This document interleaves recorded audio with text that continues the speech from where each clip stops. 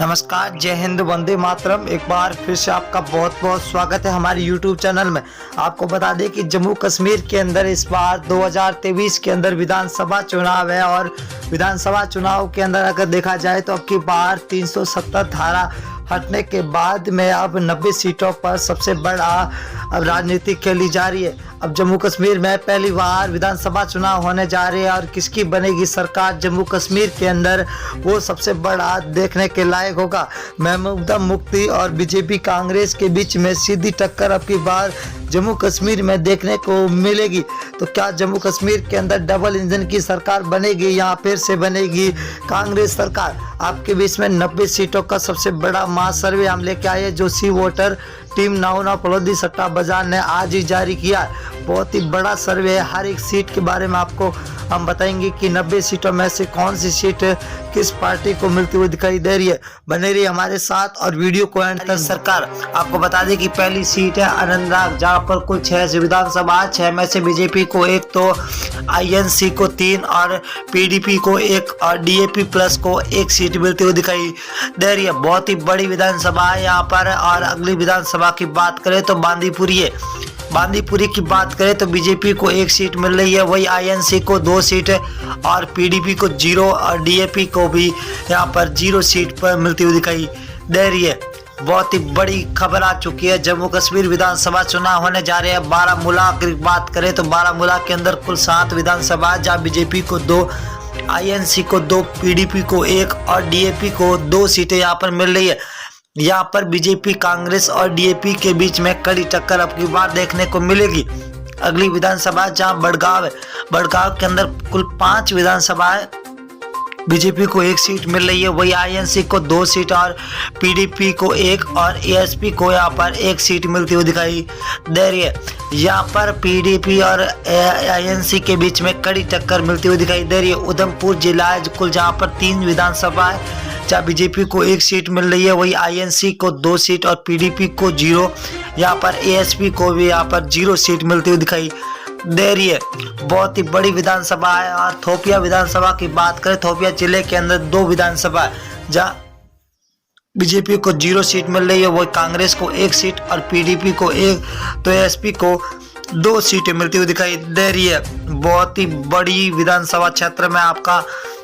अगर श्रीनगर जिले की बात करें तो 8 विधानसभा है, 8 में से बीजेपी को 3 विधानसभा सीटें मिल रही है, तो वही INC को 4, PDP को 0, ASP को यहाँ पर 1 सीट मिले। यहाँ पर कांग्रेस 4 सीटों के साथ सबसे आगे बढ़त बनाती हुई दिखाई दे रही है।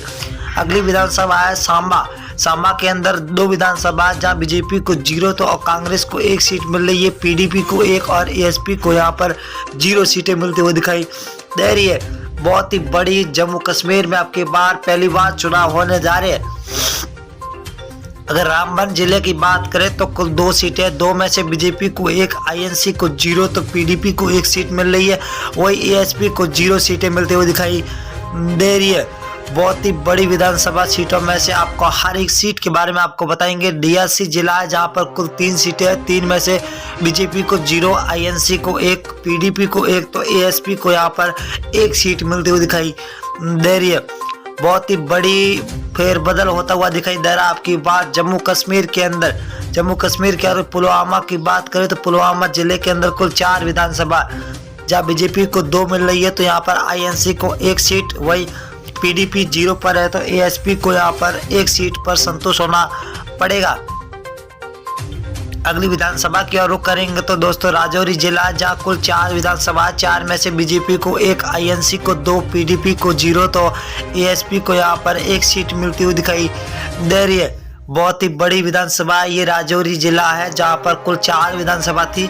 अगली विधानसभा की बात करें तो पुंछ जिला है। पुंछ जिले के अंदर कुल 3 विधानसभा सीटें, 3 में से बीजेपी को यहाँ पर 1 सीट मिलती हुई दिखाई दे रही है, तो वही कांग्रेस को 1 सीट मिल रही है। तो अगली सीट है जो ASP के खाते में जाती हुई दिखाई दे रही है, तो यहाँ पर PDP को 0 सीट मिलती हुई दिखाई दे रही है। अगर लेह जिला की बात करें, लेह जिले के अंदर 2 विधानसभा, 2 में से बीजेपी को 1, INC को 1 सीट मिल रही है, तो PDP और ASP को यहाँ पर दोनों को 0-0 सीटें मिलती हुई दिखाई दे रही है। अगली विधानसभा के दौर रुख करेंगे तो कुलगांव है। कुलगांव के अंदर कुल 4 विधानसभा, 4 में से बीजेपी को 1 तो INC को 2 सीटें, वही पीडीपी को 1 सीट मिल रही है, तो एएसपी के खाते में 0 सीट जाते हुए दिखाई दे रही है।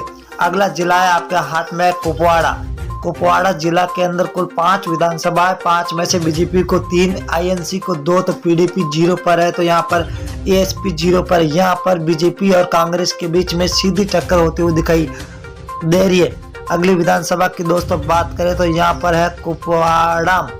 यहाँ पर कुल 5 विधानसभा जहाँ बीजेपी को 3 सीटें, वही आईएनसी को 2, तो पीडीपी 0 पर है, एएसपी यहाँ पर 0 पर टिकी हुई है। तो यहाँ पर बीजेपी और कांग्रेस के बीच में सीधी टक्कर यहाँ पर देखने को मिल रही है। तो अगला जिला है किश्तवाड़ा। किश्तवाड़ा के अंदर कुल 2 विधानसभा जहाँ बीजेपी को 1, तो आईएनसी के खाते में 1 सीट जा रही है, पीडीपी 0 पर है, तो एएसपी 0 पर सीट टिकी हुई है। अगली विधानसभा की और बात करें तो कारगिल है। कारगिल जिले के अंदर 2 विधानसभा जहाँ बीजेपी को 1, आईएनसी को यहाँ मतलब कांग्रेस को 1 सीट मिल रही है, तो वही पीडीपी और एएसपी यहाँ पर 0 पर टिकी हुई नजर